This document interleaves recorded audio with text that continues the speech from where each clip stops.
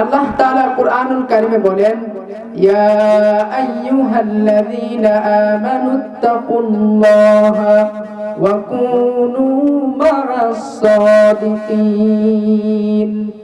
আল্লাহ পাক রব্বুল আলামিন বলেন, ইয়া আইয়ুহাল্লাযীনা আমানুত্তাকুল্লাহ, ওহে যারা ঈমান এনেছো, তোমরা আল্লাহকে ভয় করো আর কি করো, ওয়া কুনু মা'আস সাদিকিন, তোমরা সত্যবাদীদের সঙ্গী হয়ে যাও। আল্লাহ তাআলা এই আয়াতুল কারীমার মধ্যে আমাদেরকে দুটি নির্দেশ দিয়েছেন। একটি হচ্ছে ইত্তাকিল্লাহ, অর্থাৎ আল্লাহকে ভয় করা। দ্বিতীয় নাম্বার হচ্ছে ওয়া কুনু মা'আস সাদিকিন, সত্যবাদীদের সঙ্গী হয়ে যাওয়া। ইয়া আইয়ুহাল্লাযীনা আমানুত্তাকুল্লাহ, এই তাকওয়া কি জিনিস? যদি কেউ কোনো ব্যক্তি আল্লাহকে ভয় করে, তার নাম হয়ে যায় মুত্তাকি। আমরা যদি তাকওয়াবান হতে পারি আর ওয়া কুনু মা'আস সাদিকিন, সত্যবাদীদের সঙ্গী হতে পারি, তাহলে আল্লাহ তাআলা আমাদেরকে বিনা আযাবে কোনো হিসাব ছাড়াই জান্নাতে দিয়ে দিবেন। সুবহানাল্লাহ। এখন আমরা সকলেই জান্নাত চাই। জান্নাত চাই কিনা? জান্নাত আমরা চাই। এজন্য আল্লাহর হাবিব সাল্লাল্লাহু আলাইহি ওয়াসাল্লাম আবু দাউদ শরীফের হাদিস বলেছেন যে, শাফাআতি লি আহলিল কাবাইর মিন উম্মতি। আল্লাহর হাবিব নূর নবী আমার মুহাম্মদ সাল্লাল্লাহু আলাইহি ওয়াসাল্লাম বলেছেন, আমার উম্মতের মধ্যে যত বড় কবিরা গুনাহগার হোক না কেন, ওই উম্মতকে যদি তার ঈমান থাকে, সেই উম্মতকে আল্লাহর হাবিব সাল্লাল্লাহু আলাইহি ওয়াসাল্লামের শাফাআতের মাধ্যমে জান্নাতে নিয়ে যাবেন। সুবহানাল্লাহ। আল্লাহর হাবিব সাল্লাল্লাহু আলাইহি ওয়াসাল্লাম যখন কিয়ামতের ময়দানে সকল হিসাব নিকাশ শেষ হয়ে যাবে, রাসূল সাল্লাল্লাহু আলাইহি ওয়াসাল্লাম জান্নাতে যাবেন না। আল্লাহ পাক রব্বুল আলামিন বলবেন, হাবিব, দুনিয়ার মধ্যে আপনাকে যা দিয়েছি লক্ষাধিক নবী রাসূলকেও তা দেই নাই, এমনকি আখিরাতে আপনাকে যা দিয়েছি কোন নবীকে তা দেই নাই, তাহলে কেন আপনি জান্নাতে যান না? আল্লাহর হাবিব বলবেন, মাবুদ, এখনো আমার অনেক গুনাহগার উম্মত যারা মধুর কালেমা লা ইলাহা ইল্লাল্লাহ মুহাম্মাদুর রাসূলুল্লাহ পড়েছে, এমন অনেক উম্মত এখনো জাহান্নামের মধ্যে রয়ে গেছে। তখন আল্লাহ তাআলা আল্লাহর হাবিবকে বলবেন, আল্লাহ তাআলা জাহান্নামের ফেরেশতাকে বলবেন, হে জাহান্নামের ফেরেশতা মালিক, তুমি জাহান্নাম খুলে দাও। খুলে দেওয়ার পরে আল্লাহর হাবিবের যত উম্মত রয়েছে সমস্ত উম্মতকে আল্লাহর হাবিব সাল্লাল্লাহু আলাইহি সাল্লাম শাফাআত করে, শাফাআতে সুগরা, শাফাআতে কুবরা করে সমস্ত জাহান্নামীকে জান্নাতে দিয়ে দিবেন। সুবহানাল্লাহ। এজন্য জাহান্নামের ফেরেশতা আল্লাহকে বলবেন, যখন জাহান্নামীদেরকে জাহান্নামে দেখবেন, কারো কোমর পর্যন্ত জ্বলে গেছে, কারো গলা পর্যন্ত জ্বলে গেছে, জ্বলে যাওয়ার পরে জাহান্নামের ফেরেশতা আল্লাহকে বলবেন, আল্লাহ, তাদের তো এই পর্যন্ত জ্বলে গেছে, আমি কিভাবে তাদেরকে জান্নাতে দেব? তখন জান্নাতের মধ্যে একটি নহর রয়েছে, সেই নহরের মধ্যে জাহান্নামীদেরকে দেওয়া হবে। দেওয়ার পরে জাহান্নামীদেরকে ওই নহরের মধ্যে দেওয়ার সাথে সাথে ওই জাহান্নামীরা আবার সুন্দর সুস্থ শরীর তাদের হয়ে যাবে। সুবহানাল্লাহ। তাহলে আমরা যদি আল্লাহকে ভয় করি, আল্লাহকে ভয় করলে আল্লাহ তাআলা আমাদেরকে বিনা হিসাবে জান্নাতে দিবেন। এখন আমরা যদি আল্লাহকে ভয় না করি আর কোন মা'আস সাদিকিন, সত্যবাদীদের সঙ্গী না হই, তাহলে আমরা ঈমান যদি আমাদের থাকে আমরা জান্নাতে যাব, কিন্তু আমাদের পানিশমেন্ট লাগবে।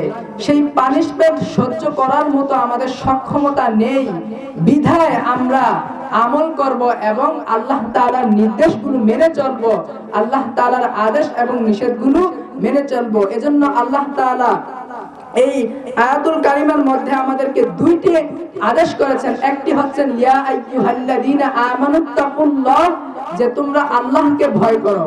এখন আমরা আল্লাহকে কিরকম ভয় করব, এর কয়েকটি উদাহরণ। হযরত ওমর রাদিয়াল্লাহু তাআলা আনহু, আপনারা নাম শুনেছেন? হযরত ওমর রাদিয়াল্লাহু তাআলা আনহু তিনি একজন জলিল কদর সাহাবা ছিলেন এবং খোলাফায়ে রাশিদিনের মধ্যে দ্বিতীয় ছিলেন। তিনি হযরত উবাই ইবনে কাবকে জিজ্ঞাসা করলেন, উবাই ইবনে কাব, যে তাকওয়া কি জিনিস, তাকওয়া কি জিনিস? তখন উবাই ইবনে কাব বললেন, তাকওয়া হচ্ছে, উবাই ইবনে কাব উমর রাদিয়াল্লাহু তাআলা আনহুকে জিজ্ঞেস করলেন যে উমর, আপনি কি কোনোদিন কোন কাঁটাদার জঙ্গল দিয়ে গিয়েছেন, অতিক্রম করেছেন? তখন উমর রাদিয়াল্লাহু তাআলা আনহু বললেন, হ্যাঁ আমি অতিক্রম করেছি। তখন বললেন যে আপনি কিভাবে অতিক্রম করেছেন? তখন উমর রাদিয়াল্লাহু তাআলা আনহু বললেন, আমি আমার কাপড়কে এভাবে ছোট করে তারপরে আমি অতিক্রম করেছি। তখন উবাই ইবনে কাব বললেন যে দুনিয়াটা হচ্ছে গুনাহ দিয়ে ভরপুর, এই গুনাহগুলো হচ্ছে কাঁটাদার গাছের মতো। এজন্য বান্দা এই দুনিয়াতে এমন ভাবে চলবে যেন তার ডানে বামে সামনে পিছনে সব দিকেই গুনাহ থাকবে। যেমনি ভাবে একজন মানুষ কাঁটাদার গাছ একটি বাগানের ভিতর দিয়ে তার কাপড়কে গুছ করে চলে, ঠিক তেমনি ভাবে বান্দা এই দুনিয়ার মধ্যে এমন ভাবে চলবে যেন তার গায়ের মধ্যে গুনাহ স্পর্শ না করে। সুবহানাল্লাহ, এর নাম হচ্ছে তাকওয়া।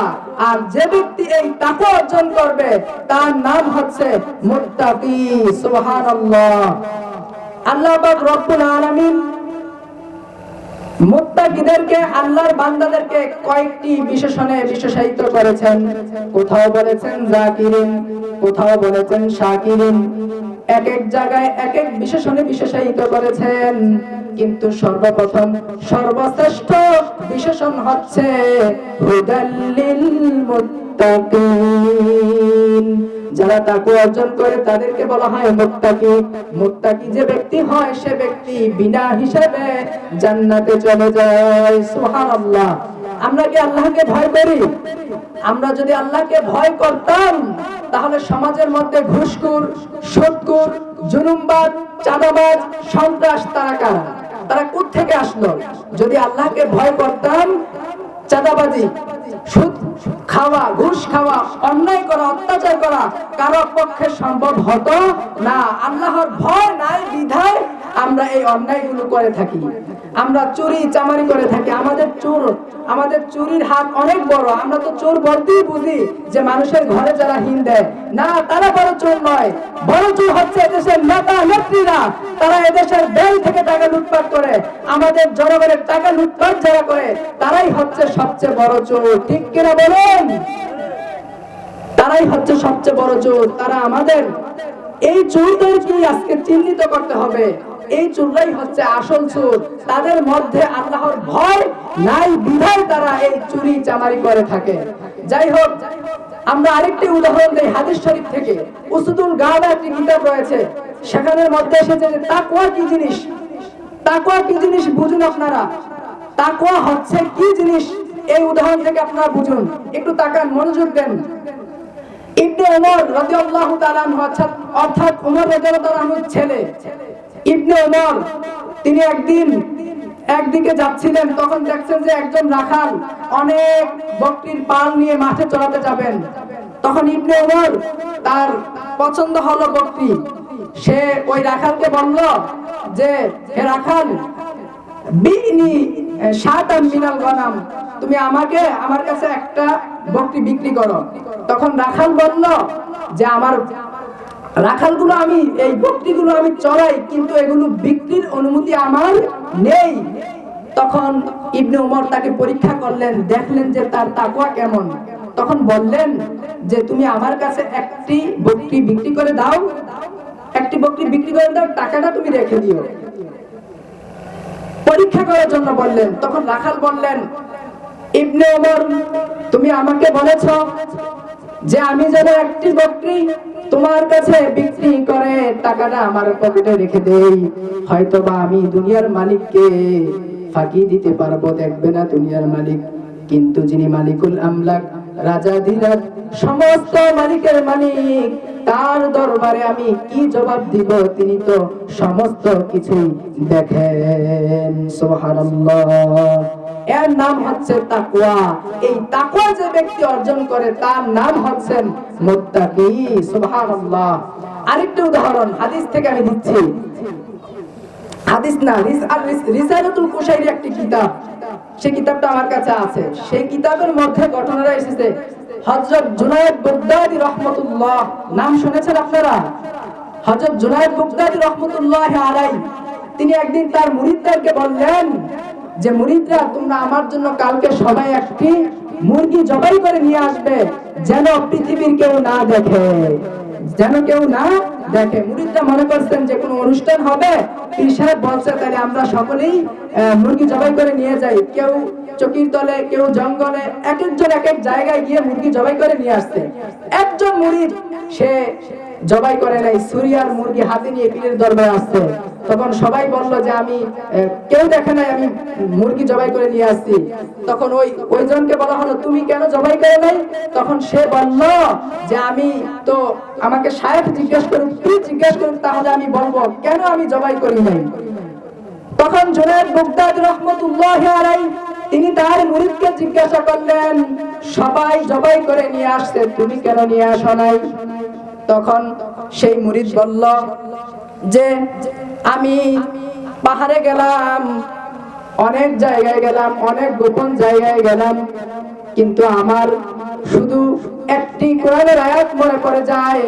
সেই কোরআনের আয়াতটি হচ্ছে লা তুদরিকুহুল আবসার ওয়া হুয়া ইউদরিকুল আবসার ওয়া হুয়াল লাতীফুল খবীর। কোন চক্ষু আল্লাহকে দেখতে পায় না, কিন্তু আল্লাহ তাআলা সমস্ত কিছু দেখেন। কেমন দেখেন আল্লাহ তাআলা?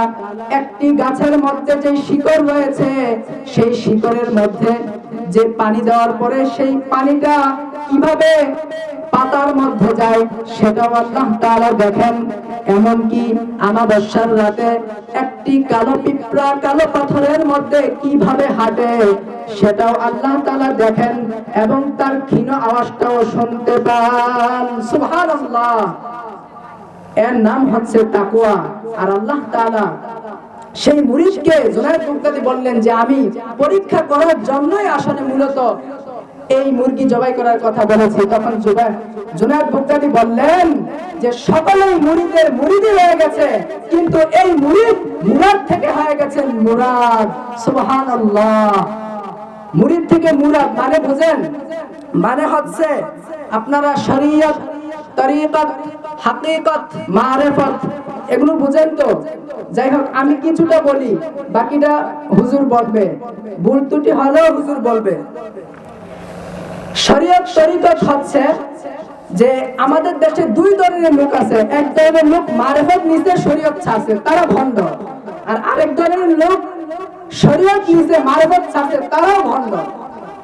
এ ব্যাপারে বিশ্ববরেণ্য ইমাম আহমদ ইবনে হাম্বল বলেছেন, মান তাআল্লামা, অর্থাৎ যে ব্যক্তি শরীয়ত শিখলো, ওয়ালাম ইয়াতাসাওয়াফ, কিন্তু মারিফত শিখলো না, ফাকাদ তাফাসসাকা, সে ব্যক্তি ফাসিক হলো। ওয়া মান তাসাওয়াফা, আর যে ব্যক্তি তাসাউফ শিখলো, লাম ইয়াতাআল্লাম, কিন্তু শরীয়ত শিখলো না, ফাকাদ তাজান্দাকা, সে ব্যক্তি জিন্দিক হয়ে গেল।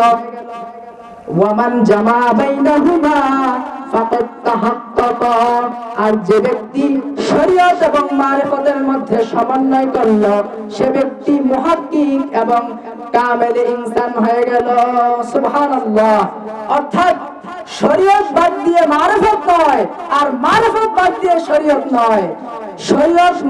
শরীয়ত তরিকত এগুলো সব কিছুর সমন্বয়ে একজন মানুষ পরিপূর্ণ মানুষ হতে পারে। এজন্য আল্লাহর ভয় আমাদেরকে করতে হবে। আল্লাহর ভয় করলে আমরা হব মুত্তাকি। আর মুত্তাকি যদি আমরা হতে পারি, তাহলে আমরা বিনা আযাবে, বিনা হিসাবে আল্লাহ তাআলার জান্নাতে আমরা চলে যেতে পারবো। বলি সুবহানাল্লাহ। যাই হোক, এবার আমরা আসি। আমরা একটি আয়াত পড়ছিলাম। কি আয়াত? সূরা তাওবার একটি আয়াত। কোন সূরা? সূরা তাওবা। ইয়া আইয়ুহাল্লাযীনা আমানুত্তাকুল্লাহ ওয়া কুনু মা'আস সাদিকিন। দুইটা নির্দেশ আমাদেরকে দিয়েছেন আল্লাহ তাআলা। একটা হচ্ছে আল্লাহকে ভয়, আরেকটা হচ্ছে ওয়া কুনু মা'আস সাদিকিন। আল্লাহকে ভয়টা কি রকম হবে সেটা আমি আপনাদেরকে কয়েকটি উদাহরণ দিয়ে বোঝানোর চেষ্টা করেছি। দ্বিতীয় কথা বলছেন যে ওয়া কুনু মা'আস সাদিকিন, সত্যবাদীদের সঙ্গী হও। এবার আসি, সত্যবাদী কারা? ওয়াকুনু মা'আস সাদিকিন। এই সত্যবাদী কারা? আল্লাহ তাআলা সূরাতুত তাওবার মধ্যে বলেছেন ওয়াকুনু মা'আস সাদিকিন, তোমরা সত্যবাদীদের সঙ্গী হও। আর এই ওয়াকুনু মা'আস সাদিকিনের ব্যাখ্যা করেছেন সূরাতুল হুজুরাত। কোন সূরা? সূরাতুল হুজুরাতের 15 নম্বর আয়াতে আল্লাহ তাআলা বলেছেন ইন্নামাল মুমিনুনাল্লাযীনা বিল্লাহি ওয়া রাসূলিহি সুম্মা লাম ইয়ারতাবু ওয়া জাহাদু বিআমওয়ালিহিম ওয়া আনফুসিহিম ফি সাবিলিল্লাহ উলাইকা হুমুস সাদিকুন। সুবহানাল্লাহ। সূরাতুত তাওবার মধ্যে আল্লাহ বলেছেন যে ওয়াকুনু মা'আস সাদিকিন, তোমরা সত্যবাদীদের সঙ্গী হও। আর এর ব্যাখ্যা করেছেন কোথায়? সূরাতুল হুজুরাতের 15 নম্বর আয়াতে। কি ব্যাখ্যাটা কি? যে সাদিকিন কারা? সাদিকিন কারা? সাদিকিন মানে পীর, বুজুর্গ এবং ইসলামী আন্দোলনের নেতারা। ইসলামী আন্দোলন মানে আমাদের যে রাজনৈতিক সেটা না, ইসলামী আন্দোলন মানে সমস্ত ইসলামী আন্দোলনের নেতারা, তারা হচ্ছেন সাদিকিন। এখন একজন সাদিকিনের কি গুণাবলী থাকতে হবে সেটা আল্লাহ তাআলা নিজেই ব্যাখ্যা করেছেন সূরাতুল হুজুরাতের মধ্যে। কি ব্যাখ্যাটা? যে ইন্নামাল মুমিনুন, যে কেবল মুমিন তো তারাই, আল্লাযীনা আমানু, যারা ঈমান এনেছে, বিল্লাহি, আল্লাহর প্রতি, ওয়া রাসূলিহি, তার রাসূলের প্রতি। একটা প্রথম নাম্বার কি? যারা আল্লাহ এবং তার রাসূলের প্রতি ঈমান এনেছে। দ্বিতীয় নাম্বার হচ্ছে সুম্মা লাম ইয়ারতাবু, তারা ঈমান আনার পরে আর সন্দেহ পোষণ করে নাই। দুই নাম্বার কি? সুম্মা লাম ইয়ারতাবু, তারা সন্দেহ পোষণ করে নাই। তারপরে হচ্ছে তৃতীয় নাম্বার হচ্ছে ওয়াজাহাদু বিআমওয়ালিহিম ওয়া আনফুসিহিম ফি সাবিলিল্লাহ, অর্থাৎ ব্যক্তি তার সম্পদ, জান, মাল দিয়ে আল্লাহর পথে জিহাদ করেছে। আল্লাহ তাআলা বলেন উলাইকা হুমুস সাদিকুন, তারাই হচ্ছেন সত্যবাদী। সুবহানাল্লাহ। তাহলে সত্যবাদীদের কয়টা গুণ হবে? বলুন, সত্যবাদীদের কয়টা গুণ? তিনটা গুণ। তিনটা। কয়টা? তিনটা গুণ। এক নাম্বার গুণ কি? ঈমান। ঈমান মানে আল্লাহর প্রতি ঈমান আনা, তার রাসূলের প্রতি ঈমান আনা। ঈমানের ব্যাখ্যায় আবু হানিফা বলেছেন, ইমাম আযম আবু হানিফা রাহিমাহুল্লাহ বলেছেন, ঈমান হলো আল্লাহর হাবিব, আপনার নবী, আমার নবী মুহাম্মদ সাল্লাল্লাহু আলাইহি সাল্লাম আল্লাহর পক্ষ থেকে যা কিছু আমাদের কাছে নিয়ে এসেছেন এগুলোকে বিশ্বাস করার নাম হলো ঈমান। এগুলোর নাম কি? ঈমান। তাহলে সাদিকুনের তিনটি শর্ত। প্রথম নাম্বার ঈমান। প্রথম নাম্বার কি? ঈমান। দ্বিতীয় নাম্বার হচ্ছে ইয়াকিন। দ্বিতীয় নাম্বার কি? ইয়াকিন। আর তৃতীয় নাম্বার হচ্ছে নিজের জান মাল দিয়ে আল্লাহর পথে জিহাদ করা। এবার আসি, ঈমান তো বললাম আল্লাহর প্রতি এবং তার রাসূলের প্রতি বিশ্বাস করা। তারপরে বিশ্বাস আপনি করে ফেলেছেন, তারপরে আসবেন ইয়াকিন। ইয়াকিন মানে কি? সুম্মা লাম ইয়ারতাবু, অর্থাৎ সন্দেহ পোষণ করা যাবে না। এই ইয়াকিনের হচ্ছে তিনটা স্তর। ইয়াকিনের তিনটা স্তর। কয়টা স্তর? ইয়াকিনের ইলমুল ইয়াকিন, এক নাম্বার কি? ইলমুল ইয়াকিন। দ্বিতীয় নাম্বার হচ্ছে আইনুল ইয়াকিন। তৃতীয় নাম্বার হচ্ছে হাক্কুল ইয়াকিন। তৃতীয় নাম্বার কি? হাক্কুল ইয়াকিন। একটা উদাহরণ দেই, এই ইয়াকিন কিভাবে বুঝবেন? ওই দূরে আগুন দেখা, ধোঁয়া দেখা যাচ্ছে, দূর প্রান্তে ধোঁয়া দেখা যাচ্ছে। আপনাকে আপনার সন্তান জিজ্ঞাসা করলো, বাবা ওইখানে যে ধোঁয়া দেখা যাচ্ছে সেটা কিসের উপর দালালত করে, কি বোঝায়? বাবা বলল ওখানে ধোঁয়া দেখা যাচ্ছে মানে ওখানে আগুন রয়েছে।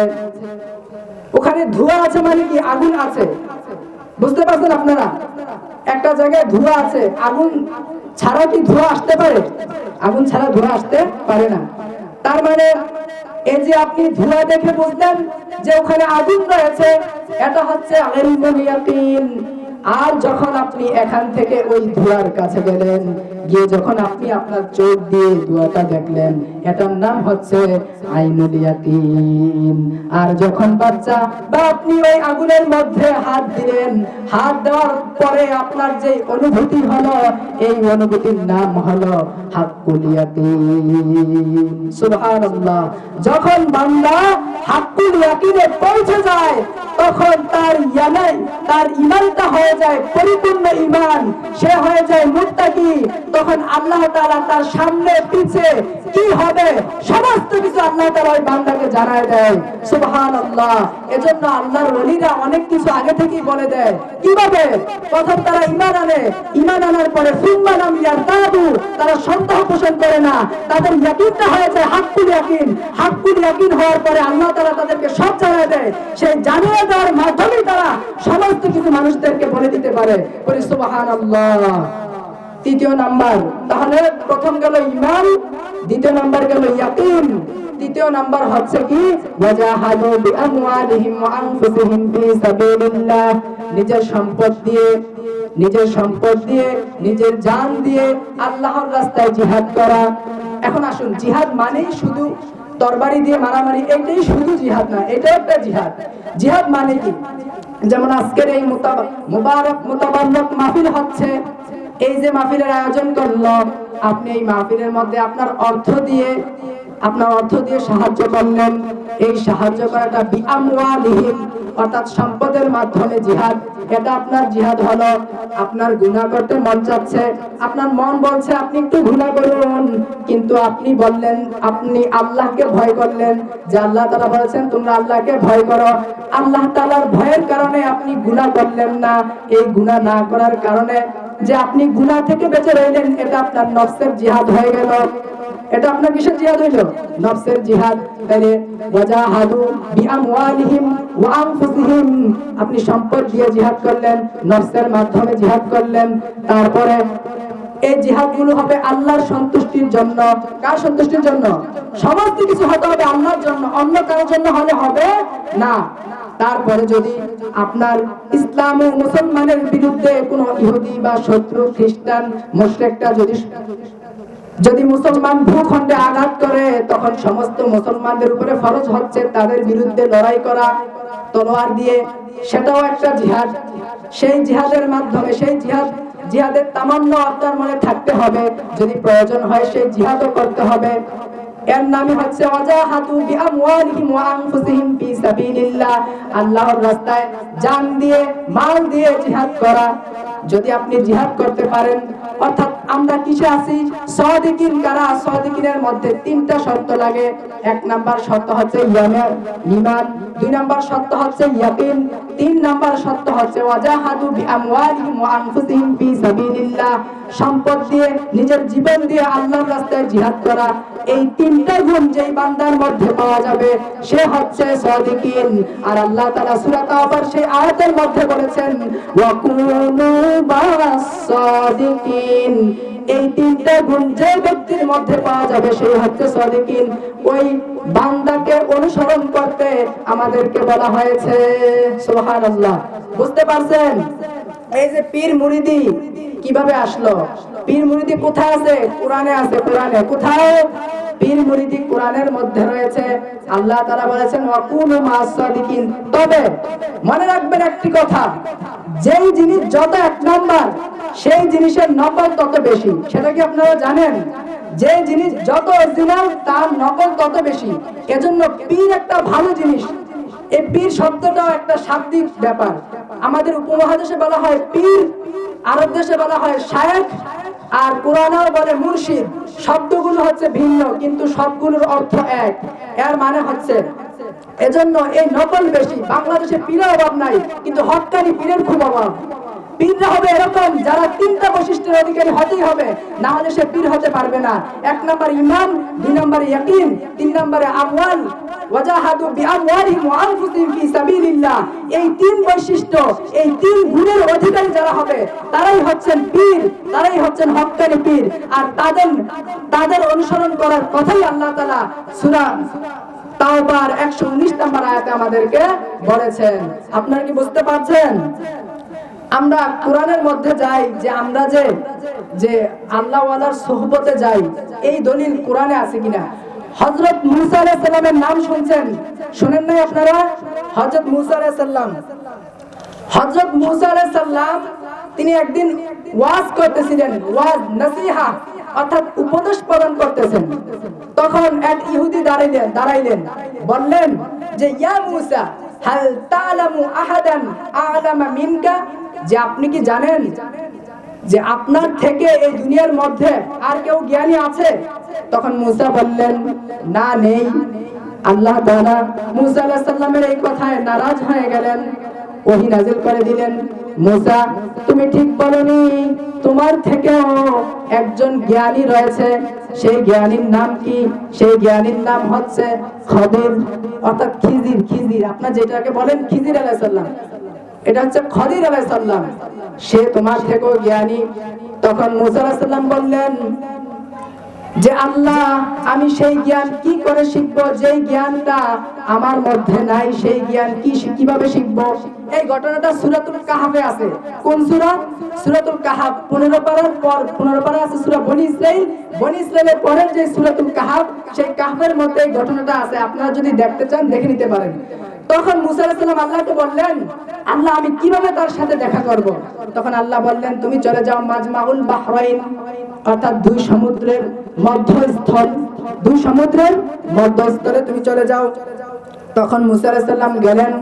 মূসা আলাইহিস সালামের সাথে ছিলেন ইউশা, একজন লোক ছিলেন, তার নাম কি? ইউশা।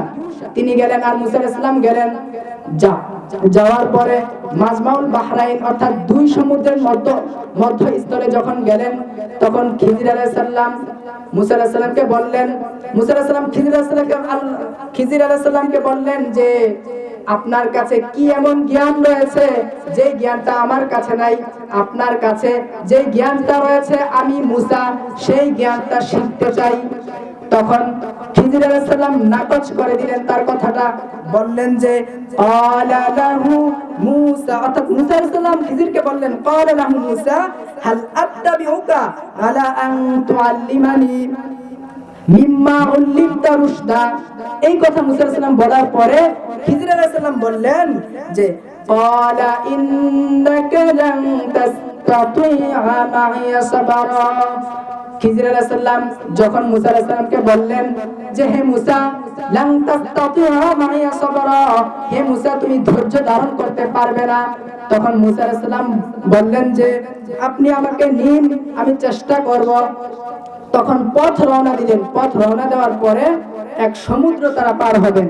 এগুলো আমি কোনো ইচ্ছা বলতেছি না, কোরআনের ঘটনা, এই ব্যাখ্যা আছে সহিহ বুখারীতে, বুঝছেন? যাই হোক, তখন একটি সমুদ্র পার হবেন। সমুদ্র পার হবেন, মানুষজন নৌকার মাঝিগণ মূসা আর খিজির আলাইহিস সালামকে দেখে, এত বুজুর্গ মানুষ তাদেরকে দেখে তখন তারা বিনা পয়সায় তাদেরকে নদী পার করে দিলেন। পার করে দেওয়ার পরে উপারে গিয়ে খিজির আলাইহিস সালাম যেই নৌকা দিয়ে গিয়েছেন সেই নৌকা ফুটা করে দিলেন। মূসা আলাইহিস সালাম রাগী মানুষ ছিলেন। কেমন রাগী ছিলেন? এক কিপ্তি ছিল, কিপ্তিকে এক থাপ্পড়ে বাইরেই ফেলেছে, এরকম রাগী ছিলেন, আর এত শক্তিশালী ছিলেন। তখন মূসা আলাইহিস সালাম রাগ হয়ে গেলেন, বললেন তুমি কি করলা?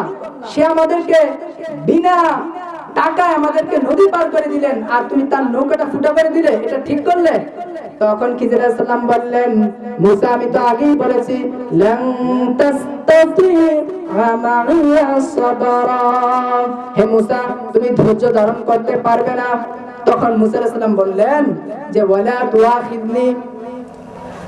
তুআখিযনি বিমা নাসিতু ওয়ালা তুরহিকনি মিন আমরি উসরা, যে যেটা হয়ে গেছে সেটা তো হয়েই গেছে, সে বিষয় নিয়ে আর কথা না বলি।